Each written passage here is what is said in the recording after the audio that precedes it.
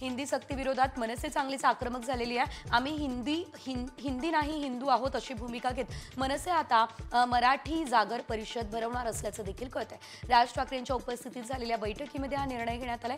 प्रत्येक विभागामध्ये मराठीचा जागर केला जाईल आणि त्यासाठी साहित्यिकांची मदत घेतली जाईल असं राज ठाकरेंनी सांगितलं।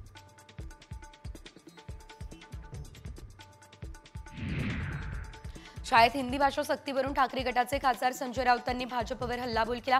मोदी शहांना इंग्रजी येत नाही म्हणून हिंदी लादण्यात येतंय असं म्हणत राऊतांनी भाजपला टोला लगावला।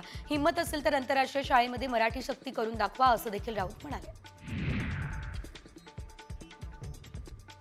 हिंदी भाषेवरून उपमुख्यमंत्री अजित पवारांनी राज ठाकरेंचं नाव न घेता त्यांच्यावरती टीका केली असल्याचं देखील आपल्याला बघायला मिळालंय।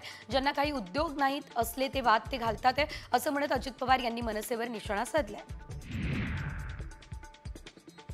शाळांमध्ये हिंदी अनिवार्य केल्यानंतर या निर्णयावरून वाद सुरू झाले। राज ठाकरेंनी मराठी भाषेबाबत ठाम भूमिका घेतली आणि त्यानंतर या वादात आता गुणरत्न सदावर्तींनी उडी मारली। राज ठाकरे असले तरी देखील राजकीय दुकानदारी खपवून घेतली जाणार नाही असं ते म्हणतात।